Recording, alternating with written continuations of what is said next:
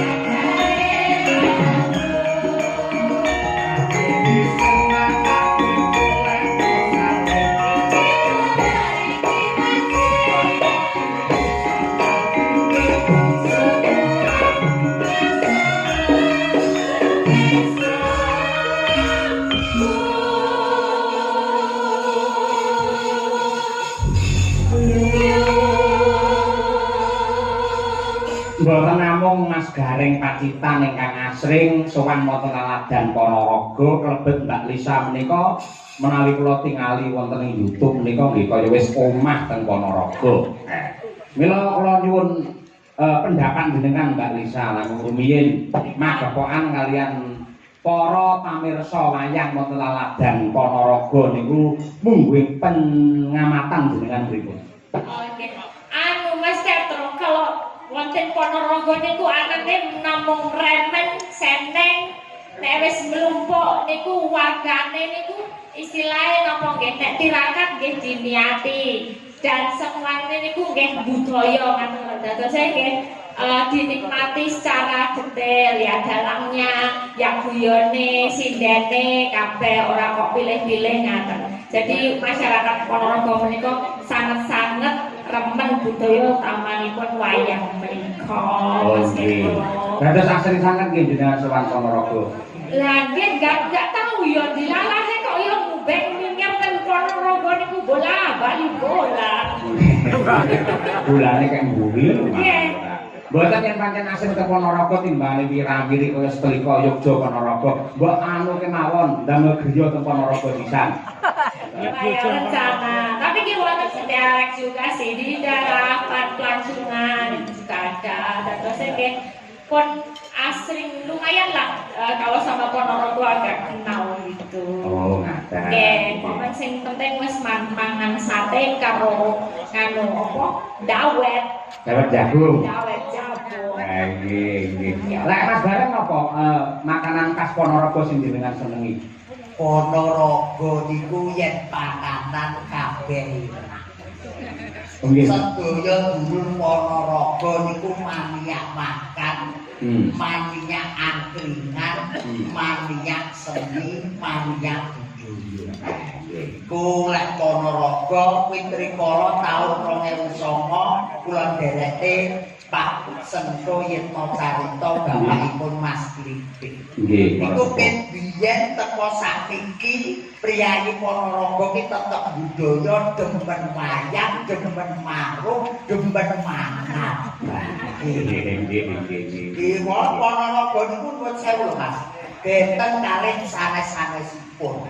Ora bidak-bidak dalange sapa, ora bidak-bidak sindene sapa, ora bidak-bidak dagelane sapa, sing bener kanthi rasa ikhlas lillahi ta'ala, aku kae sing tak undang. Kula jenengan ngendikane niki kan nggih boten napa niku biasane boten namung kula, kadang kala Mas Tralala. Nggih. Wonten Mas Sumarbagyo, Nggih. Mas Jo Klitik, Jo Plutung, Abai Kirun, Mas Umet Dodok pun biasa kali panjenengan. Tak yuda. Leres niki Ponorogo niku sedaya nggih pun diundang. Niku napa kok bengi niki sing diundang kok Gareng Pacitan. Nah, iki asli ora ngerti sebab apa iki. Pengliritan. Sing jeneng kesenian niku ukurannya dudu babagan materi ngono mboten. Lho pripun Pak?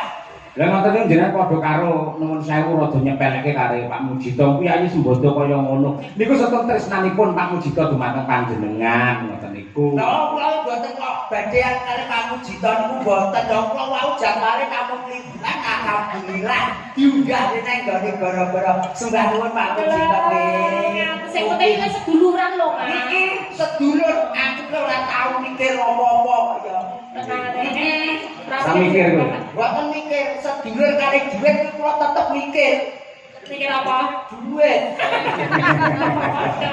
Mbak Elisa, Mas Elek. Mas Sayo Utati. Nggih. Remenanipun dulur-dulur wonten ing Laladan Ponorogo menika enggal-enggal mawon niki sedaya kesinden utawi setunggal bapak setunggal menika nembang. Oke, siap. Oh, pokoke Ponorogo iki wis ndang set-set ndang nembang. Mbak Elisa nembang, Mbak Umi nembang, Mbak Wino nembang. Oke.